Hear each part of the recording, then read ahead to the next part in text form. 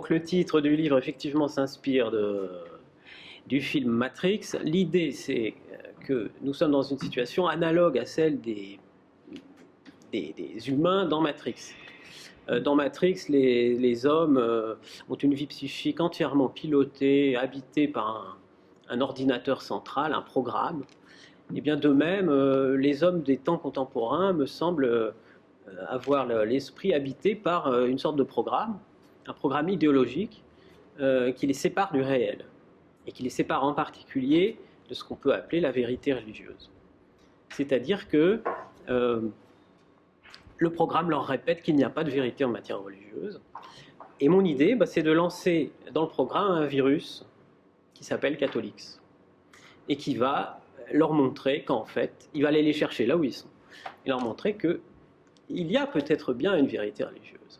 Oui, alors je défends tout, y compris effectivement les dogmes principaux du catholicisme, mais il faut prendre les choses dans l'ordre. On ne peut pas commencer par défendre les dogmes les plus étranges du catholicisme. Il faut commencer par l'existence de Dieu, dont je pense qu'on peut acquérir une forme de certitude à son propos par le biais de la raison seule. Et puis ensuite, on s'intéresse à la question de savoir si ce Dieu qui existe s'est révélé. Et là, l'idée qui est centrale dans le livre, c'est que nous avons des éléments historiques pour assurer le fait de la révélation, le fait que Dieu a parlé, et que c'est bien lui qui a parlé, et pas notre imagination. Et à supposer qu'on accepte ces différentes étapes et qu'on en vienne donc à admettre, au vu des éléments que je propose, que Jésus-Christ, sous Ponce Pilate, était bien le Fils de Dieu, et que ce qu'il dit donc a une certaine portée, compte tenu de son identité, alors on peut arriver,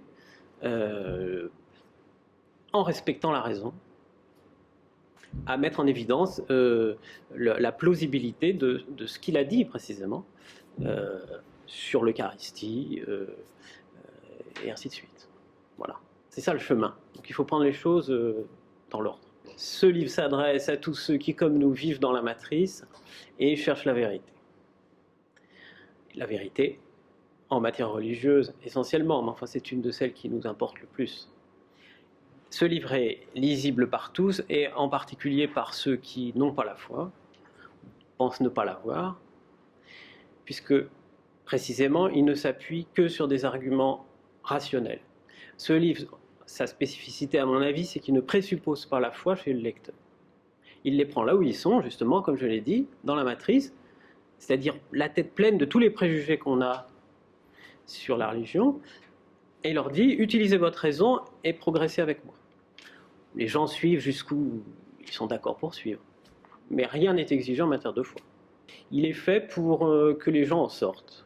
C'est exactement comme dans le film, si jamais les auditeurs ont vu le film, il s'agit de prendre la pilule rouge et pas la bleue. La pilule rouge, c'est celle qui fait que, irrémédiablement, on sera sorti de la matrice.